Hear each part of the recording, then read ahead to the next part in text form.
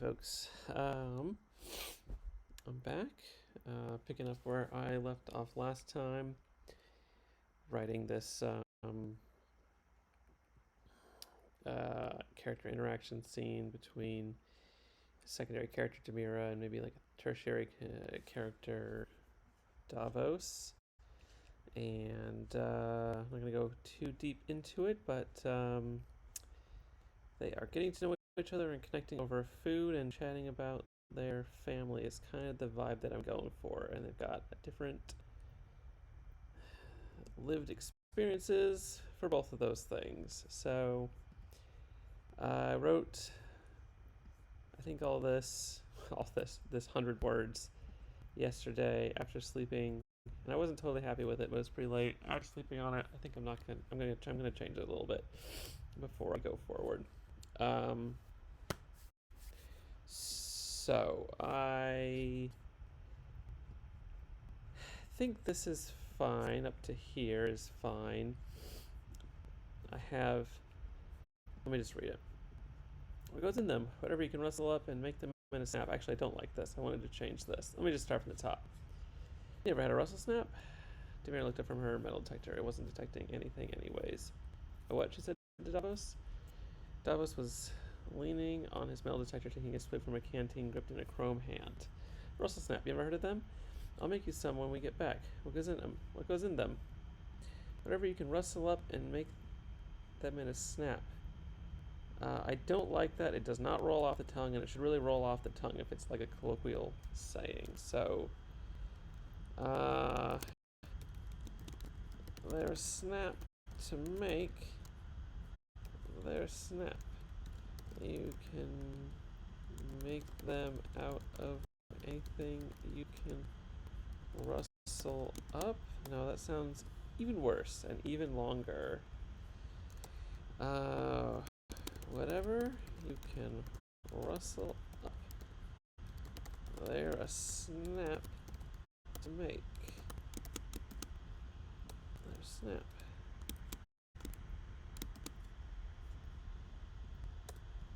Whatever you can rustle up, they're snap. Whatever you can rustle up, they're snap. Rustle.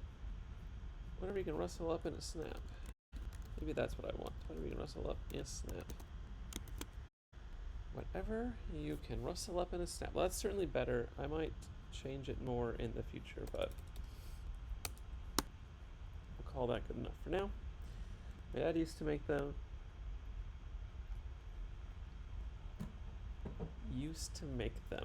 My dad used to make them. But I leftover pumpkin buckwheat grits. Kind of like a cross between a cookie and a cracker, depending if you'd run out of sugar or not.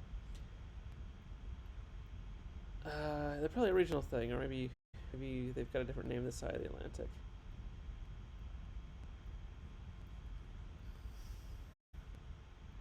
Do I want to put like an awkward pause here? I could do. Davos said he looked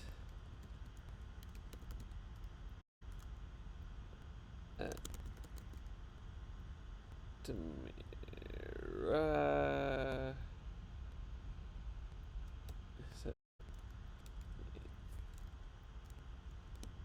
Demira.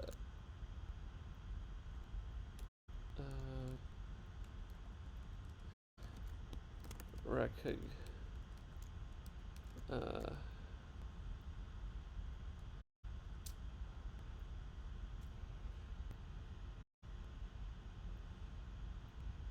We're gonna leave it. Let's not get too bogged down here. Let's just Control Z our way back to this.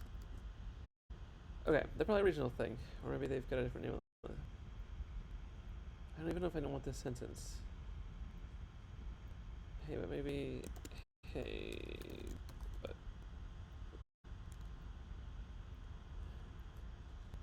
They're probably a regional thing. Or maybe they've got a different name on this side of the Atlantic. Maybe they've got a different name over here. No, it's fine. I'll leave this side of the Atlantic. It is a little bit of a bulky way to add some background to where Davos is from without getting into dedicating a whole sentence to it. So I guess I'll leave that for now, even though it's a bit bulky. But what about you?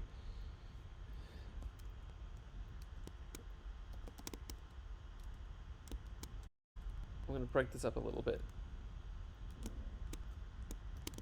Me? Yeah, I mean,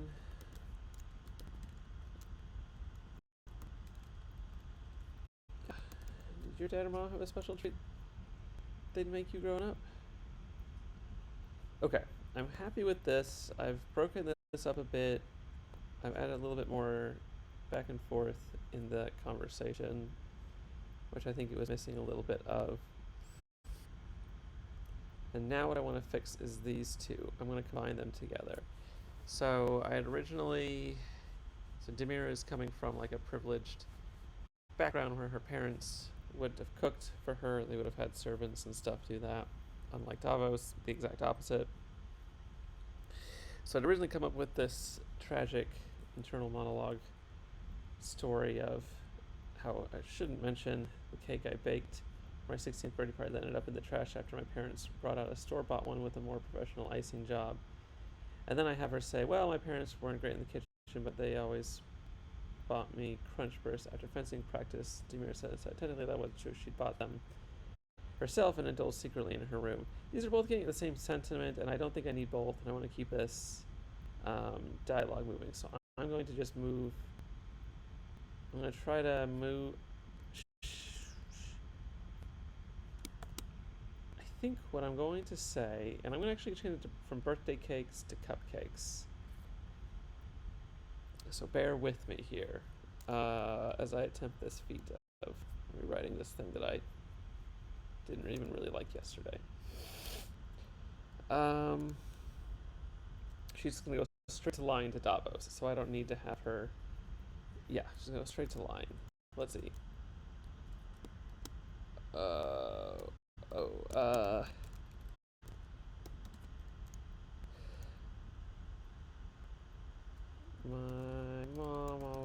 My mom would make me cupcakes.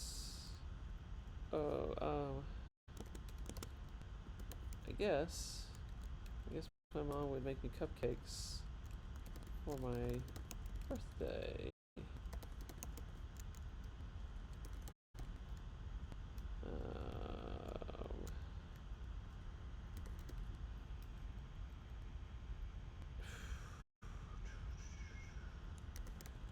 With is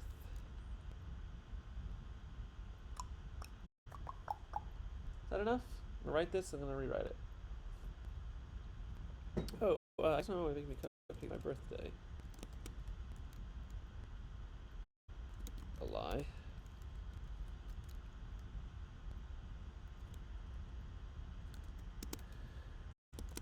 Demira said. A lie.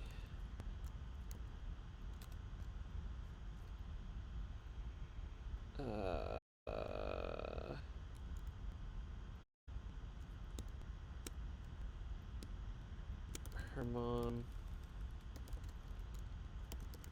always ordered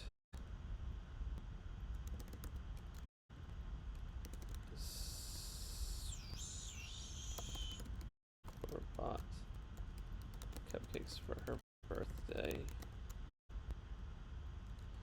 even the 1 year that Demira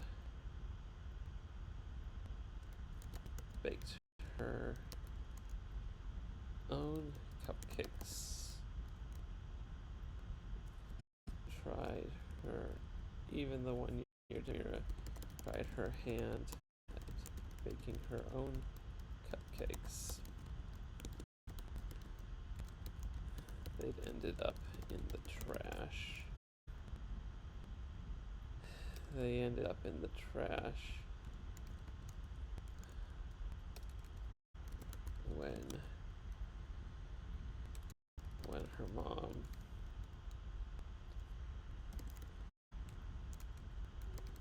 brought out store-bought ones to her mom.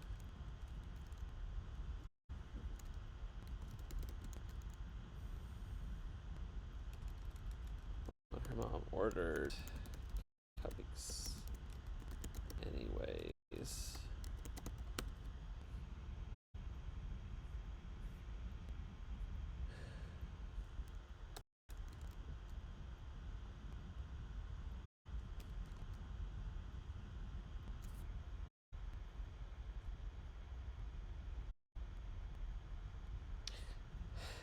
This is better because I believe this is better because it keeps the dialogue ping-ponging back and forth until Demira says this, and then we cut to the pseudo-internal monologue for Demira, which naturally puts a pause in the conversation from the reader's perspective. But I think it also goes along with the pause that would naturally happen in this conversation at this point, because Demira is sort of failing to be relatable, which she finds awkward and would kind of put a damper on the conversation a little bit. So I think this is the better way to do it, as opposed to putting this flashback here and then cutting to her saying this stuff. And honestly, the only reason I brought up like a second food item in this was because I didn't want to like describe the whole cake thing, then say the thing, and then describe the whole cake thing again after it for context. So I think this is better, but I'm not totally happy with this. Yeah, did your mom or dad have a special treat? Did your mom or dad have a special treat they'd make you growing up? Oh, I guess my mom would make me cupcakes for my birthday, Demira said. A lie, her mom always ordered store-bought cookies for her birthday.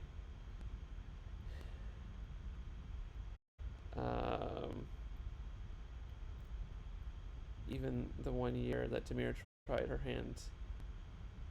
Even the 1 year Demira had said she wanted to make her own cupcakes, they'd ended up in the trash.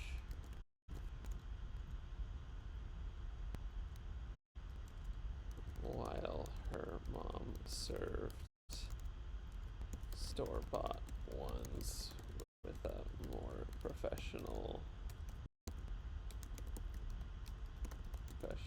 icing job.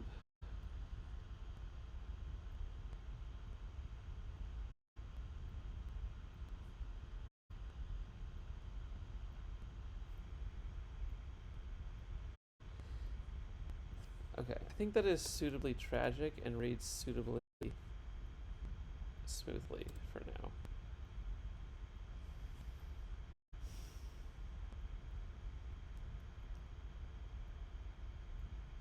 I believe I have achieved what I wanted out of this small talk before the action of this chapter begins, which is for Davos to be humanized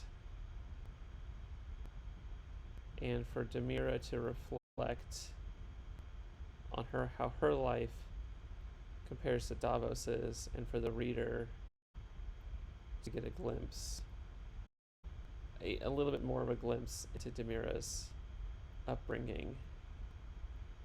And you know what? This is the dessert chapter, for reasons I won't go into. But I hadn't picked a dessert yet that's going to be featured at the end of this chapter, and it's going to be cupcakes now. And that's really going to tie... maybe it'll be the same flavor that she tried to bake herself. Oh my god, I'm so full of myself. What a great, silly idea that I'll make.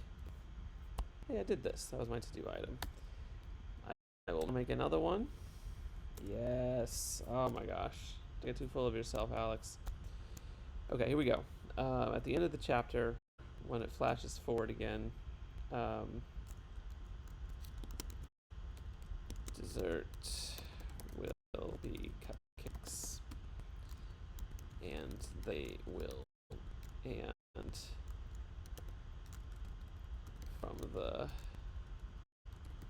same store-bought place that Demira would get, that Demira's mom would buy from for Demira's birthday.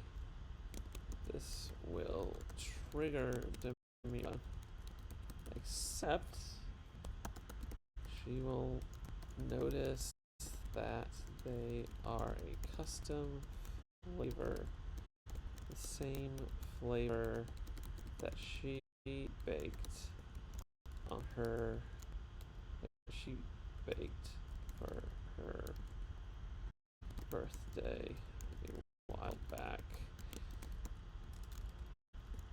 She will give. This will help her see her mom in another light and see that her mom is just maybe trying to make some amends. I think that is pretty literary, if I do say so myself. To that effect, I should put a specific flavor here.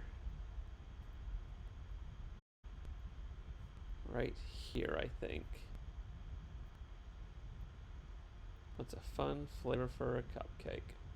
We could do passion fruit. It needs to be something slightly exotic so that when Demira sees it, it's like, oh, it's an obvious attempt to do that. Guava?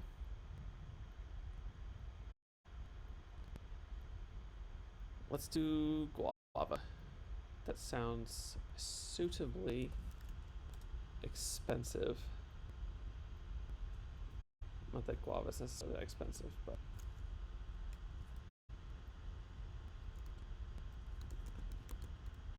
guava flavored.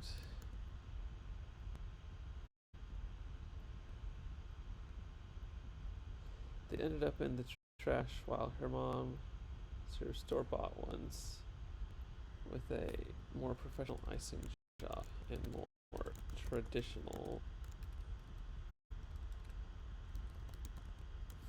flavors. Okay, that connects to the thing and the thing and the thing. Call that foreshadowing. It's not really foreshadowing. Call that setting it up. And then you get a payoff. You gotta set things up and get payoffs. That's how you write, right? I think I read that somewhere. Set it up and have a payoff. Okay. So, enough chit chat, as they say. I think we've developed these characters. Let's have a missile come in and attack them.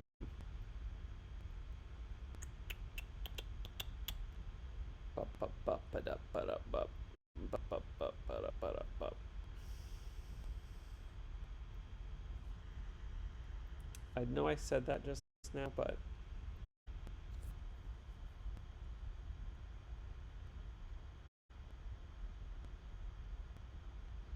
there are two things missing from this. The first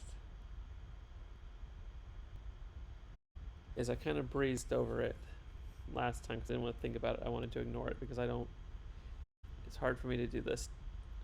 So the first thing is to put in a better visual description of Davos's person. And the second is I had an idea I think actually somebody maybe in the chat as well suggested this, that because they're in the desert and Davos has this mechanical arm, that the sand would probably be grinding and damaging it. And I had two thoughts. First is I do want to put a character description, like a physical description of Davos, because he does have, he's a character. He's not super nondescript. I think it's fun to describe him here. I kind of just rolled it over because writing a nuanced character description is, I feel like an art probably that I'm not the best at. And the second thing was I was going to mention the sand was getting into his arm sort of earlier on, but even though this chapter is in third person, it's still kind of from Demira's perspective, or like that's the light that this chapter is being shown from. That's a terrible metaphor or whatever, but it's still sort of from Demira's perspective. So the things that I want the reader to experience, I want them to be experienced how Demira would be experiencing them in this scene. So for example, in this first sentence, there's a person saying something, and then Demira looks up at it. So it's clearly not from this person's perspective, it's from the person hearing it, and then we get introduced to who it was, and Demira is sort of put up front as the person introduced here, even though she's not talking first. And then secondly, if you were to notice, and so because this is from her perspective, if she were to notice, if I was to put a description in here of sand getting into Davos's like mechanical arm and damaging it, that would be something that somebody who cares about Davos would notice, because they would be concerned about his well-being. And the intention of humanizing Davos here is to start the journey of this chapter of Demira not caring about Davos to Demira caring about Davos. Specifically, at the beginning of this chapter, Demira's base assumption is that Davos is like a double agent and that she shouldn't trust him, and that he's working for an enemy organization. And by the end of this chapter, she'll realize that that's actually not true. They're on the same side, essentially. And so this chapter is taking Demira through that journey. It's one of the things that this chapter is taking Demira through emotionally. And so I didn't think it made sense to put a description of the sand hurting Davos up front when Demira still doesn't really care about Davos. But maybe it's just a little enough detail that now that they've had a little bit of humanizing chat about childhood foods and whatnot. Sorry, pardon my dog barking. He's going to the exact wrong window where the noise is coming from, but that's okay. Anyway, sorry, what I was saying was, but now that they've had a humanizing chat about food and their childhood and their parents, I think now is the appropriate time to add a description of how the sand is damaging his joints. Excuse me, quite tired. Before that, so the two things I want to do before we move on to the action, as gripping as that would be. I'm also stalling. I really hate writing action scenes. This book has a lot of action scenes, and I really like reading good action scenes in books. But I feel like they're very hard for me to write. So I'm also just stalling before I write these action scenes, because I always feel like I write them so cliche. So cliche. And I'm sure they're so much cooler in my head, but translating that onto the page in a way that I find satisfying is challenging. So I'm delaying having to write that. I'll be honest, I also find it challenging to write idle chit-chat that's character developing. So maybe I should just get over it. Anyways, enough stalling. I want to put a better character description of Davos here. So Davos is like he looks intimidating, but he's actually a jolly guy. Surprise. Um, he's like a big guy. I mean, he's probably like, you know, 6'6" and huge barrel chest. Works out all the time, and he's got this like big mechanical arm. It's not like a slim little like robotic arm. It's like a, pistons and horsepower and whatnot in his arm. And built into this arm is like all sorts of, super soldier tech, because he's like a super soldier basically. He's like an ex super soldier. And so it's got like, this big old shield, energy shield thing that can come out, and it's got like a big old cannon in it and a gun and blades and all the all the all the anime metal arm superhero nonsense that you'd put into a guy like that. He's a tank. He's the tank of the party in this. If you were to turn this into a video game, wouldn't that just be making it? If they made this into a video game, then you would know that'd be peak success for sure. He'd be the tank. Um, he'd be the tank, probably the melee guy.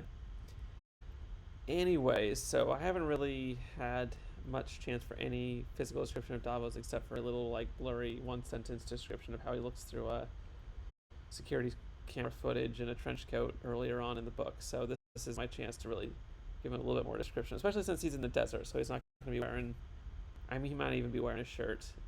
It's pretty hot out. So and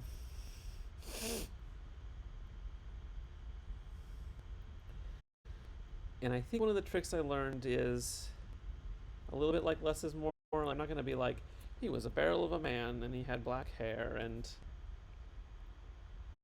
blah blah blah blah blah blah blah. I feel like I need to pick just a few traits, physical traits, and hopefully those physical traits can also lend themselves to his personality. Because again, I don't have a lot of honestly, this is the chapter. Like, how I'm developing like 3 chapters to develop Demira as like a secondary character. Davos isn't getting that. Probably this chapter is the most specific Davos-centric screen time he's going to have in this book. So I want to make sure every sentence counts when I'm talking about him. So still stalling.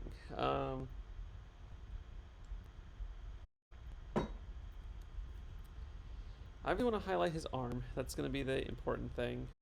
That's like his big trait. But I can also see that I also want to like match it to how he has a big old burly muscular body as well.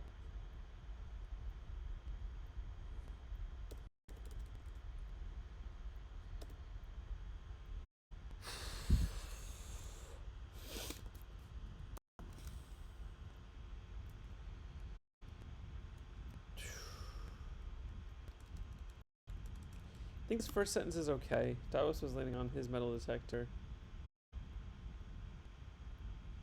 Taking a swig from a can gripped in a chrome hand. The chrome... Bear with me, I'm probably going to rewrite this. Don't judge me too hard. The chrome hand...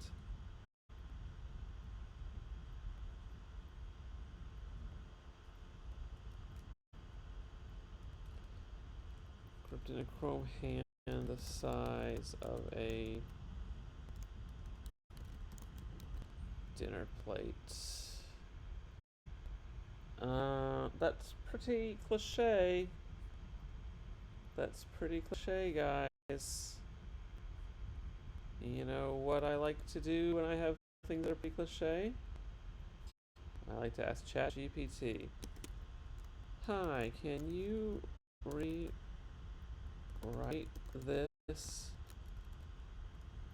10 ways to be less cliche? Don't use dinner plate. Alright, let's see what we get.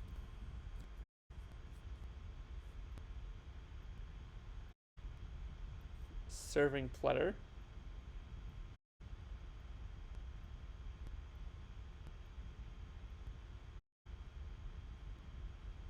Resembling a hefty charger I'm not sure what that means. Taking his fig from a canting gripped in a chrome hand that rivaled a shield in size. Hubcap sized is good imagery. Manhole cover, serving tray, shield boss, large circular reflector, a wagon wheel. That's getting a bit too big. But hubcap isn't too bad. I actually like the idea of going like really oversized, because I do want this guy to be like literally larger than life.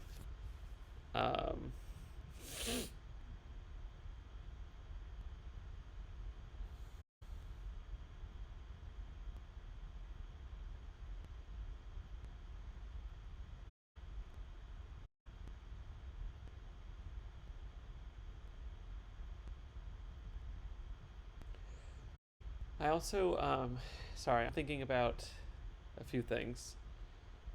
First of all, I like hubcap, except for the fact that there probably aren't really hubcaps necessarily in the era when this story is taking place. Like cars, like traditional automobiles, aren't necessarily a thing that exists in the future. And I'm sure we want to make sure any similes or metaphors that I'm making are metaphors that Demira would make if she was the one describing this scene. Because again, I want this scene to be from how Demira would view the scene. That's how I want to write this scene, even though it's in third person. So while I like the idea of a hubcap, I don't think it's something that she would say, because she doesn't come across hubcaps. So, but I like the idea of it being larger than life. I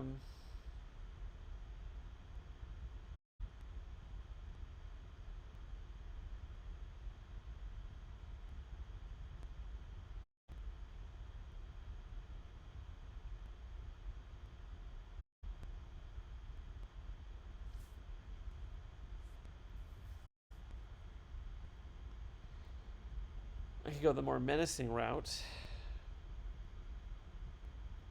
I could say something like,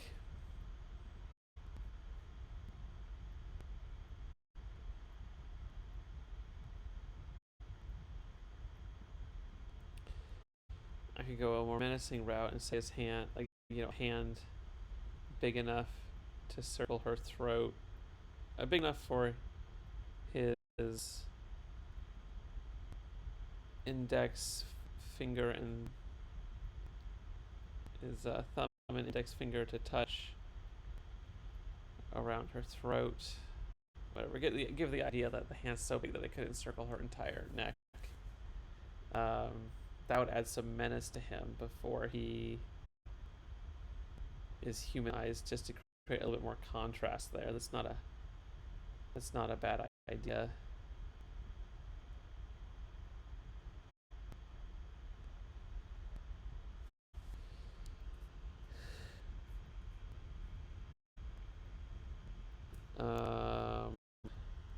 Large enough with a chrome hand.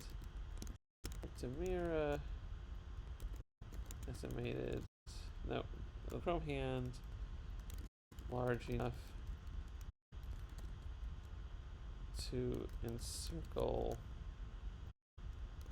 someone's throat, someone's neck,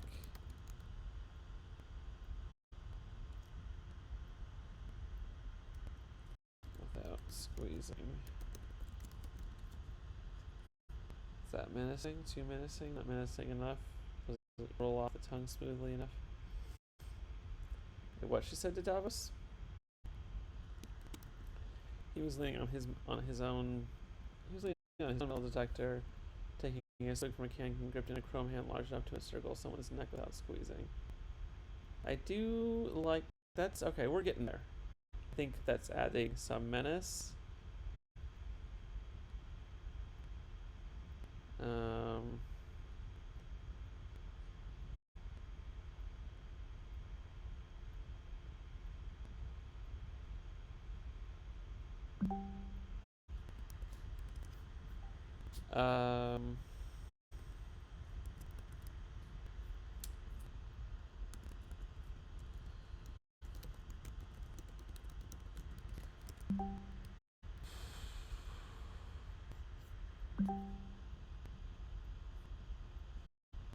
Okay. But I do think I want more character description here. The hand, we can do a whole thing. Hand bone connected to the arm bone, and the arm bone connected to the shoulder bone, things like that. The hand was connected to an equally oversized for steel forearm, rippling with not rippling. I'm trying to decide how I want his arm to be. I think we're going like, you know, we could do a few ways. I could say that it has like, you know, synthetic muscles and like steel wire sinews and things like that.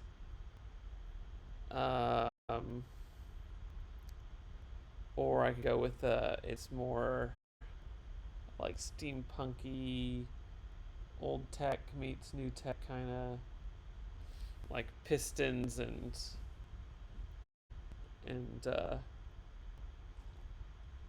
hydraulics and things like that.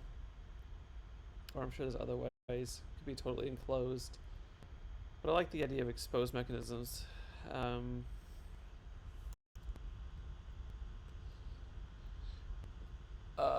Okay, how do I say it's covered in pistons and pneumatics and hydraulic cylinders and things like that. I think it's studded with pistons and steel wire sinew. But studded isn't the right word. Studded is the wrong word. But that's not, you know. How about rippling with? I mean, I already know I'm not like that. Rippling with pistons and steel wire sinew. How about bulging with pistons and steel wire sinew?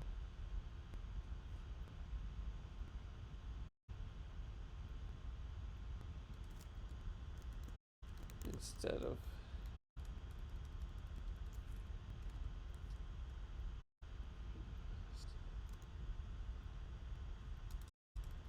equally oversized mechanical arm.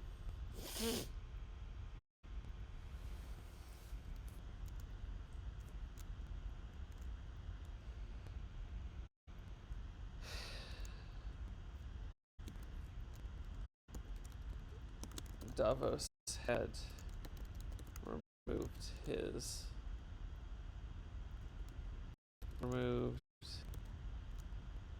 the long sleeved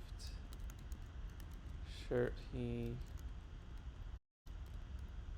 normally wore and some water. Is that too thirsty? Spilled from his canteen onto his chest. That's probably too thirsty. I'm not writing that. It's not what I'm writing. But I do want to say that he's not wearing a shirt because it's relevant. Oh boy, I'm flagging here.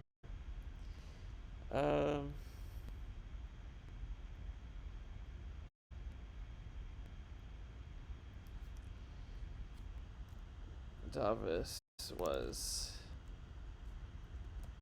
topless, had opted to go shirtless in the desert heat, and Tamira had observed with interest out of the corner of her eye the way that the mechanized arm fused with the flesh of his shoulder.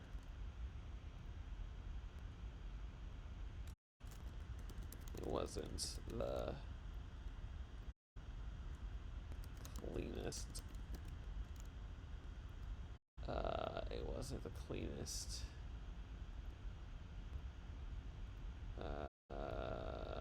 Augmentation. She'd seen. No, that's not true. She hasn't seen a lot of augmentations. It didn't look particularly professional.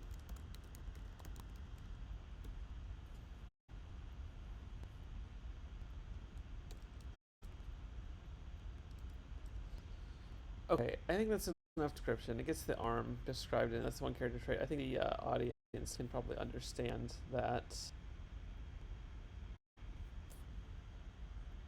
with the equally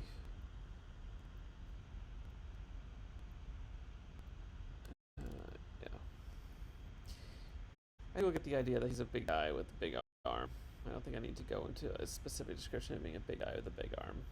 What she said to Davos, he was laying on his own metal detector, taking a swig from a canteen.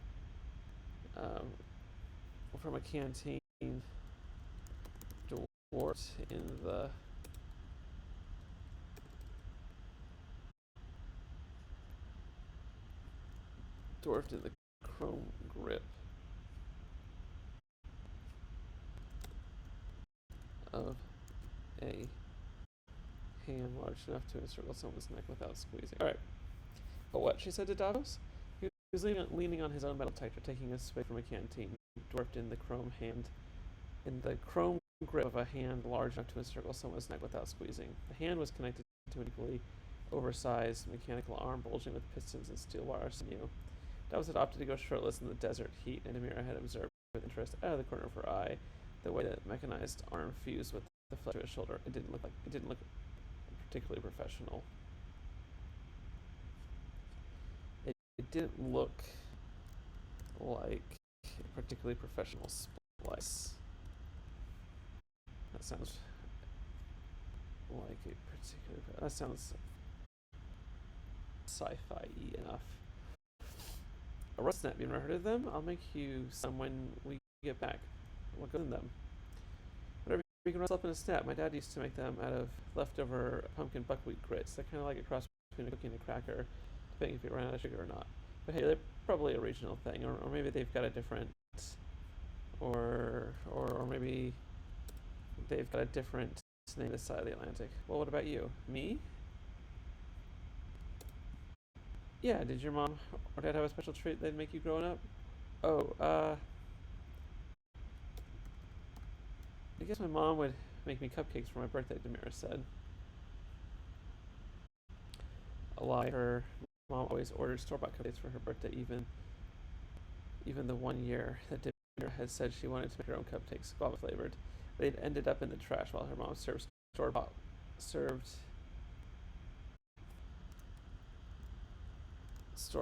ones with a more professional icing job and more traditional flavors. Okay, I think that's pretty good, and I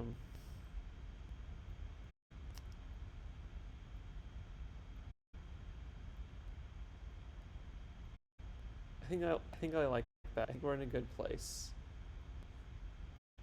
How many words? Also, this does what I was also missing. I sort of didn't introduce the fact that they're in the desert. And I don't want to just like set up a scene site. They were in the desert. So having them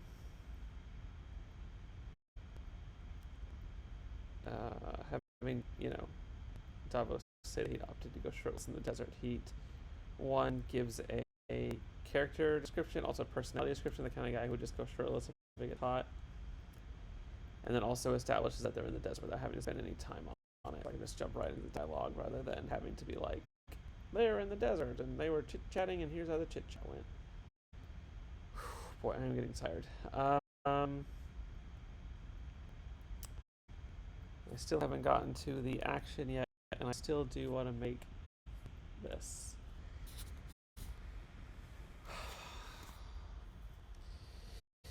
So one of the reasons I hadn't written this, excuse me, aside from the excuse I made earlier, which is I didn't want Demira to notice, I didn't want to describe the sand damaging Davos' arm earlier on because that would be something that Demira would notice, but she would notice if she doesn't particularly care or even views Davos as an enemy. So aside from that, I also didn't write it previously because a very specific sensation of sand grinding that's sort of visceral and uncomfortable feeling that I couldn't quite place words on, but I wanted to use a good description so that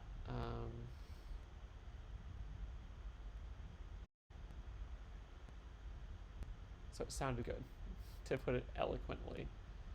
And I think I figured it out. I think the sensation and the way I'll describe it is like when you get sand in your teeth. Because nobody likes it when you accidentally get some sand in your mouth. And it's all gritty and it's grinding on your teeth and it feels really uncomfortable and disgusting.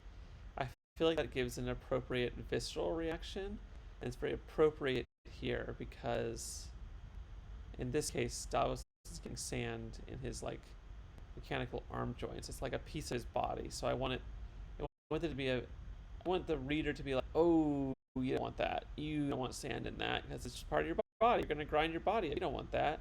And I think having like the sensation of sand in your teeth is exactly the visceral reaction I want to use.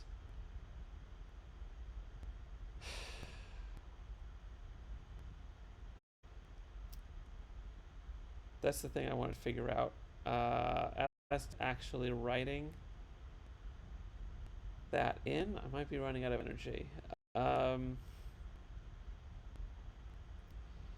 think what I'll say is they're gonna, after this sort of awkward little conversation, they're gonna go back to like sweeping the sand, and Demira's gonna notice. Yeah. I was gonna Demira be like, hey, doesn't that sand get your joints and that hurt? That was gonna pick up a whole dialogue thing. I'd have to resolve that dialogue. So maybe what's actually gonna happen is after this slightly awkward conversation about treats and food and their families, they're gonna go back to sort of systematically sweeping the desert with their metal detectors looking for something. And then Demira will just notice that's what it sounds like. And it's enough to be in her head for the reader to understand that she's noticed something that's bad for Davos. And then maybe at the end of this chapter she can offer him like a piece of her garment to like cover his arm up so that he can stay cool, but not get sand in his arm. Oh my gosh, I'm falling apart. Okay, let me just take some notes. I'm actually gonna write this. I'm just gonna take some notes so I can write it next time. So after this slightly awkward conversation, they will go back to sweeping the sand with the metal detectors. This will also be a chance to indicate that Demira isn't fully trusted by Davos because he hasn't told her what they're looking for specifically. In the quiet scanning, Demira will notice the sound of sand getting into Davos's arm joints, like sand in your teeth. Or I'll use that.